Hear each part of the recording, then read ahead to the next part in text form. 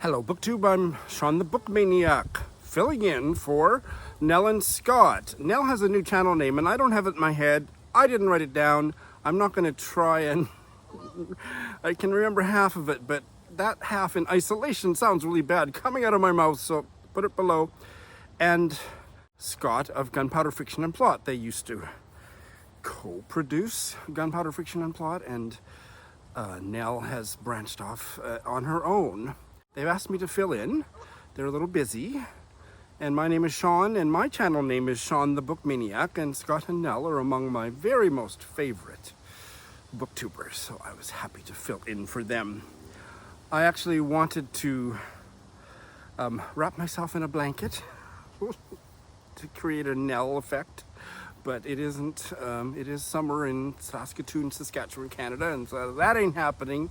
And then I wanted to tie my hair back like Scott, but ran into a few follicle-related problems pulling that off. So here I am, and I think those are geese. I don't know. It's nature, people. I don't know what it is. I think they're geese, and I think you heard one starting. So I'm sitting in my portable lawn chair in the shade because there's no bench here where you have a lovely backdrop. So try to pay attention to what I'm saying because Scott and Nell had a very interesting reading week.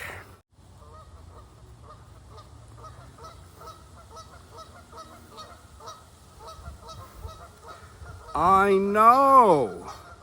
Isn't that right?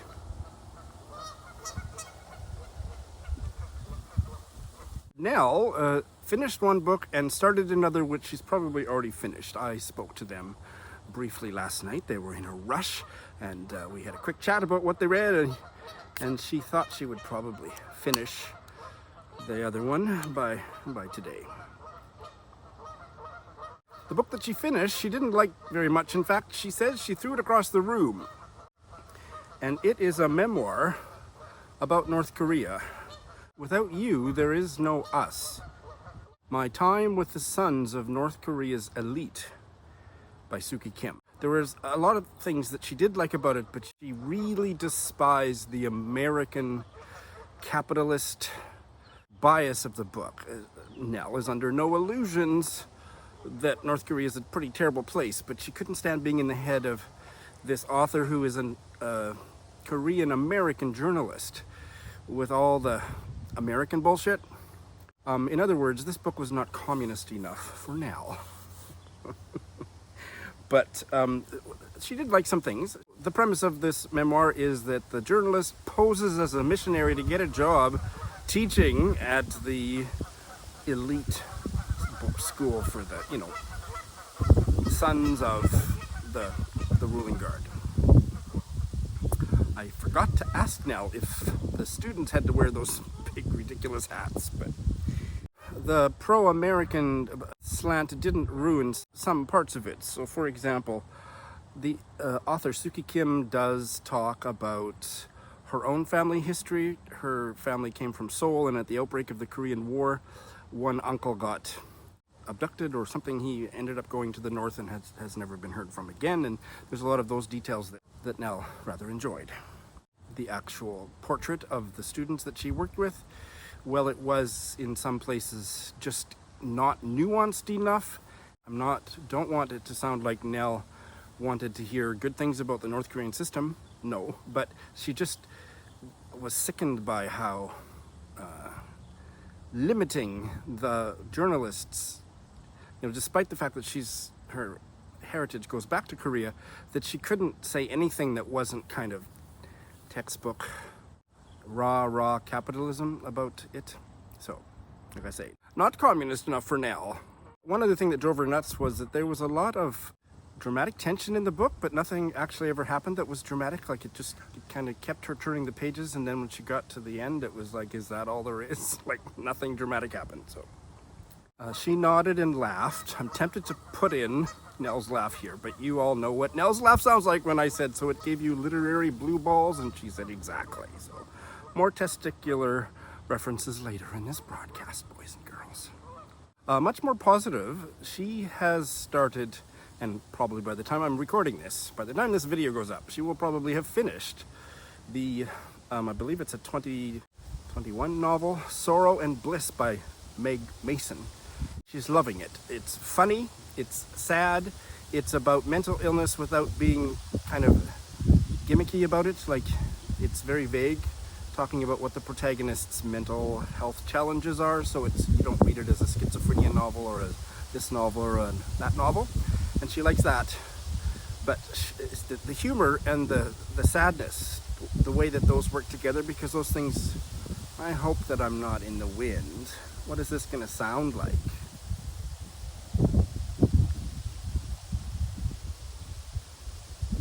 Well, people, you're getting the visual, and there might be a little bit of you'll have to give and take on the audio, because I can hear the wind blowing and it's probably bothering my microphone, a built-in microphone. I'll just stop talking when it gets windy, that's all. Okay, so we got the geese honking and leaves rustling. Welcome to Canada. The other thing was that there wasn't a whole bunch of, it wasn't a trauma novel. Like, this woman had issues and she was sad, but it was a very straightforward explanation. This woman, I don't know her name, but the protagonist is really lonely. At the beginning of the novel, she and her husband break up, and then it kind of goes back in time to show their relationship. From what Nell said, it didn't sound like it was specifically missing her husband, that it was a more generalized loneliness. And Nell enjoyed the portrayal of that, but she also said it was tough to read. Like, she had to be in the right headspace. The humor balanced it out, but she was at the halfway point when we spoke last night, and the book had really made quite an impression on her. And then we got into this really interesting conversation with Scott, because this is Scott's top read so far of 2022. And Nell doesn't usually read books Scott likes. She prefers to read books Scott doesn't like, so that she can tell him why he was wrong. And Scott was maybe not nervous that Nell was reading his top read of the year. And I think he was somewhat gratified that thus far she had really been enjoying it. And she would giggle at the funny parts, and Scott would run over, what's funny? Tell me. And they were kind of sharing that experience together. So I know exactly what that can be like. And for me, it's not with a spouse, but when a good friend of yours, your best friend, whoever it is, reads one of your favorite books, and it's kind of nerve-wracking. So we had an interesting chat about all that.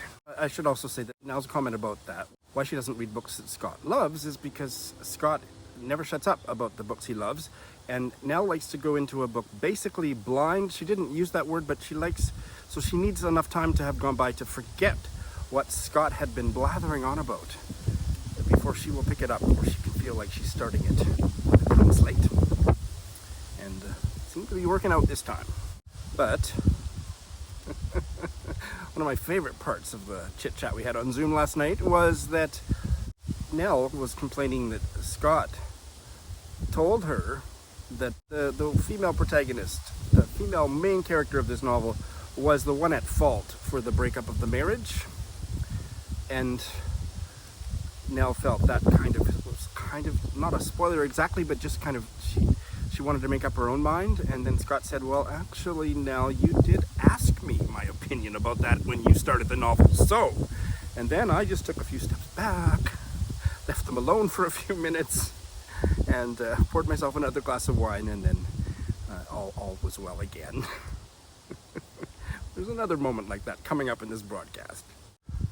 I asked Nell, now that she had read, and it seems like, unless something terrible happens in the second half, that she's going to really like or love a book that Scott really loved, if there was a book that she now wants Scott to read that she has loved. And she said, well, the only one that he didn't read immediately after I loved it is a book that Nell had read and loved years ago. I can't remember, but it was many years ago. And that is the Book of Daniel by E.L. Doctorow, which I only vaguely had heard of.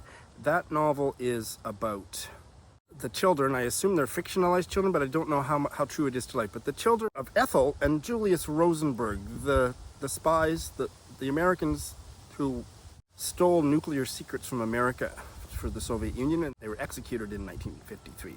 This is a story about their kids, especially Daniel, the son Daniel. And I don't know how much about the lives of the kids has been fictionalized or whatever, but Nell loved that book. And Scott said, well, I haven't been able to find a copy. I got a hold on at the library. Nell looked at him and said, I gave you a copy for Christmas. For God's sakes, it's on the shelf. Again, I felt like maybe I should just tippy-toe out of the room and let them settle this. But the novel does sound interesting. Nell is curious for Scott to read it because she doesn't actually know how she would feel all these years later about it. So it sounds like that's going to happen. Probably next week. Just to keep things on an even keel in that marriage. Nell spoke really quite movingly about a quote from the book of Daniel that she's remembered all these years later. She doesn't remember it word for word because it's a long paragraph, but she remembers the one line about loving the world and not gently, which struck me. And so I looked it up, and I'm going to read. This will be a surprise for Nell. I'm going to read you the full paragraph because it is quite a striking passage. So this is in the voice of the grandmother. So the mother of either Julius or Ethel Rosenberg, and she is speaking to her grandson or both grandchildren, and she is a very plain-talking, crude woman, which adds a peculiar beauty to what she says here. And Grandma said, in any one day, it is possible to derive joy from your being and be nourished by it. In a filthy room with cold broken windows and the clatter of your oppression in the streets, it is possible.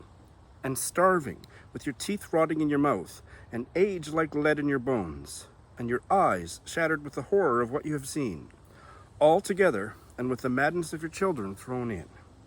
I call it God. And there is a traditional liturgy which is lovely in itself, but which reminds you too that others born and died know this feeling also. So I sing to myself in that language.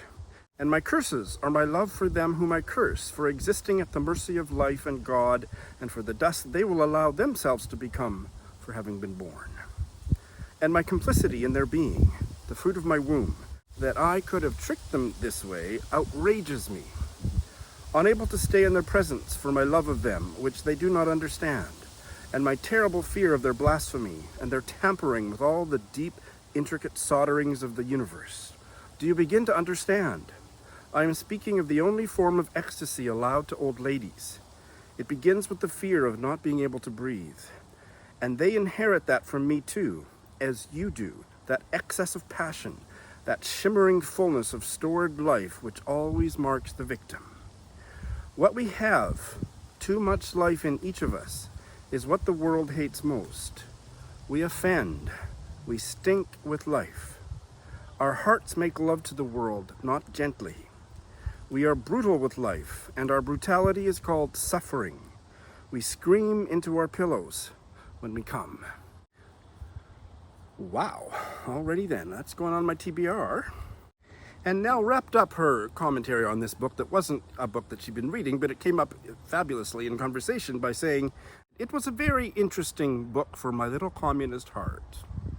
Nell is interested in reading a whole bunch of short books for a while and kind of specializing in novellas, short fiction, and making her new channel, kind of a space for readers who are getting back into reading after a long absence, and shorter stuff is kind of the way to get your feet wet. So I'm looking forward to seeing what she does with that.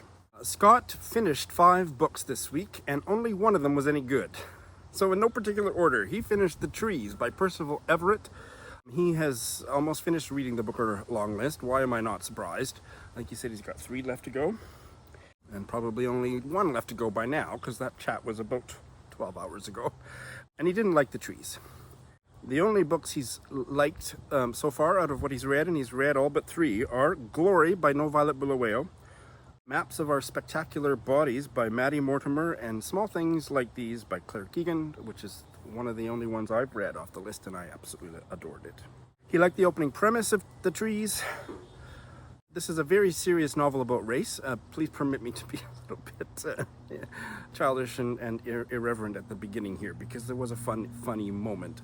The opening premise of The Trees is that the bodies of a black man and a white man are found. The black man is holding the white man's balls in his hand.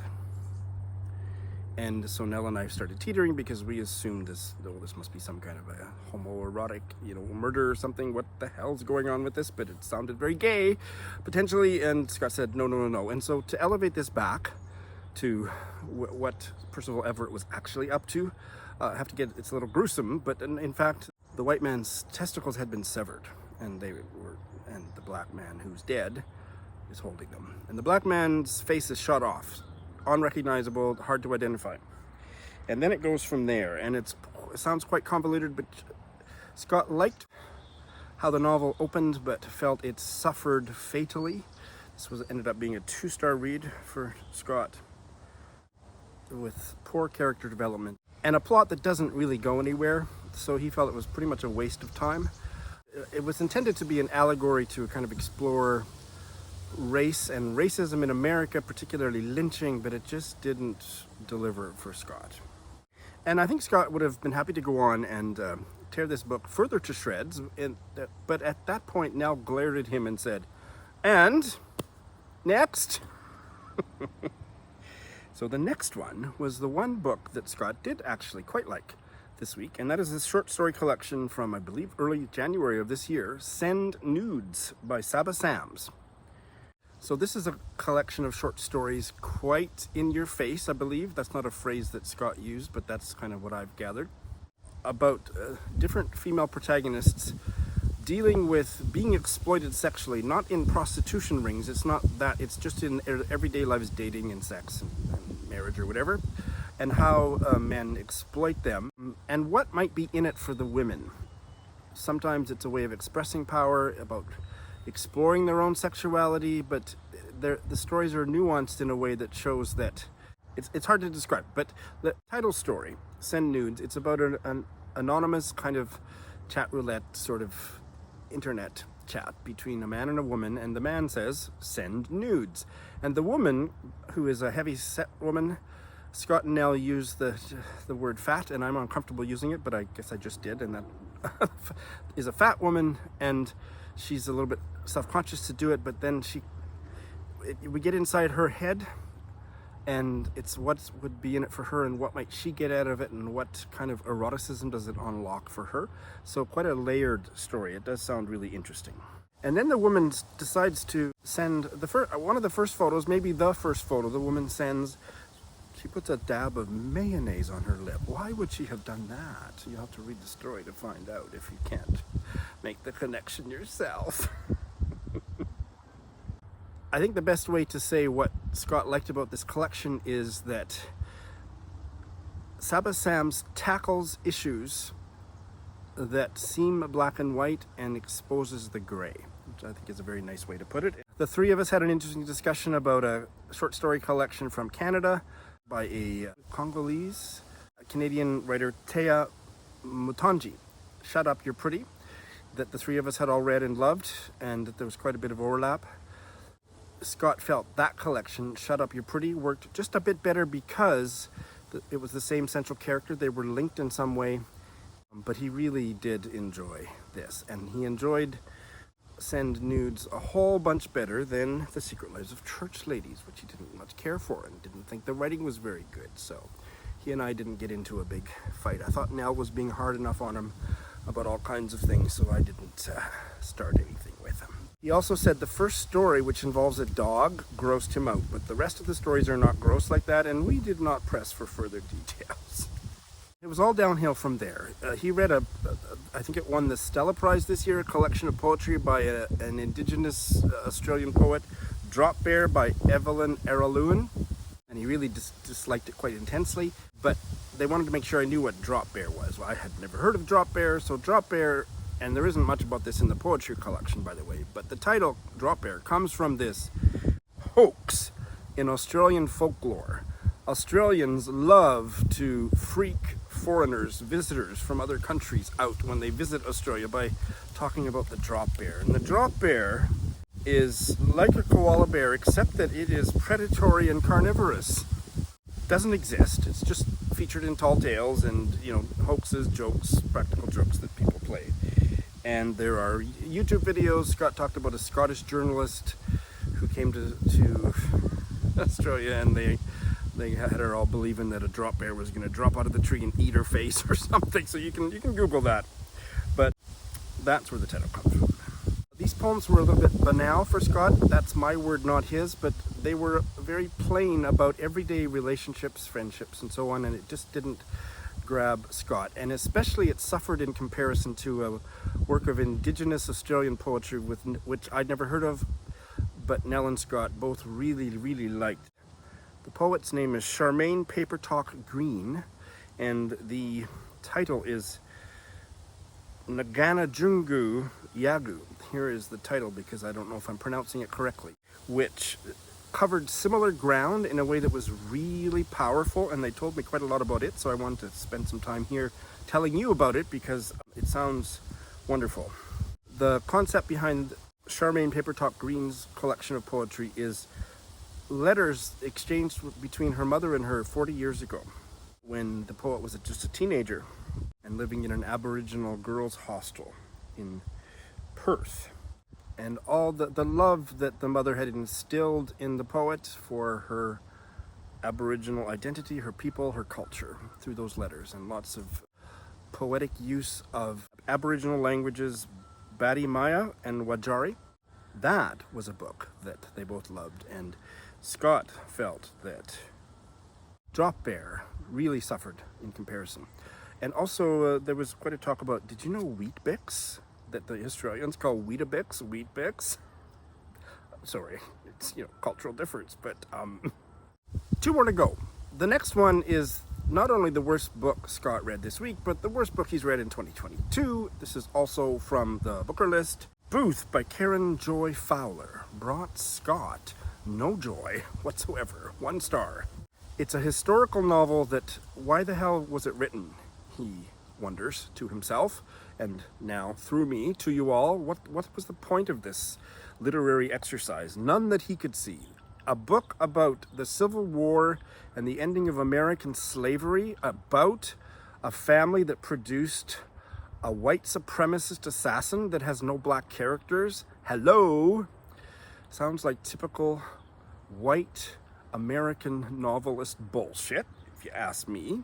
The author is writing an anti-slavery, obviously, progressive slant on the story, but she's injecting an authorial tone, which was really grating, like needing to kind of explain things and make sure that you understand that this book is a progressive look at history, and it's not in favor of slavery, and just stuff that was really irritating to read. Didn't come through the mouths of characters, it came through in the kind of omniscient authorial voice, narrative voice. Just drove Scott up the wall. And apparently there's an afterword where Fowler talks about the purpose of her writing the book, which was that she wanted to explore what it would be like to be the family members of a cold-blooded killer, like all the mass shooters. I think it was probably the memoir by Sue Klebold, the mother of one of the shooters of the Columbine massacre, but I'm not sure. Anyways, that kind of a motivation, and that's what she wanted to explore, and Scott said she doesn't explore it. The Lincoln assassination doesn't happen till right near the end, and then there's very little left, so she doesn't explore what it's like to be the family of a cold-blooded killer, because John Wilkes Booth is just an actor with white supremacist views until, the last 20 pages or whatever. And he also said, incredibly info-dumpy. She wanted the reader to know how much research she did, but she was, at least in this attempt, completely incapable of transmuting it into a work of lively historical fiction. I think I will be giving that one a miss. And finally, he hasn't rated this one, but he thinks it'll end up being 2 stars. He was convinced by the fabulous booktuber Say Kevy that he really needed to lose his Stephen King virginity. I happen to know it's probably the only virginity Scott had left. And so he broke down and read a short story, a 20-page story in the form of an ebook that Say Kevy recommended. And poor Say Kevy, she won't be happy to hear that Scott hated it. Well, 2-star read. And all I need to say about it, really, I'm going to quote Scott directly. It was predictable, it was asinine, It didn't say anything. It didn't do anything. And that was Scott's reading week. It's been a pleasure to help Nell and Scott out by covering off their Friday or Saturday reads. And I said that they were busy. They're busy today doing my Friday read. So there's a link in the show notes where you can watch them narrate mine. My name is Shawn The Bok Maniac, and on behalf of myself, Nell, and Scott, thanks for watching.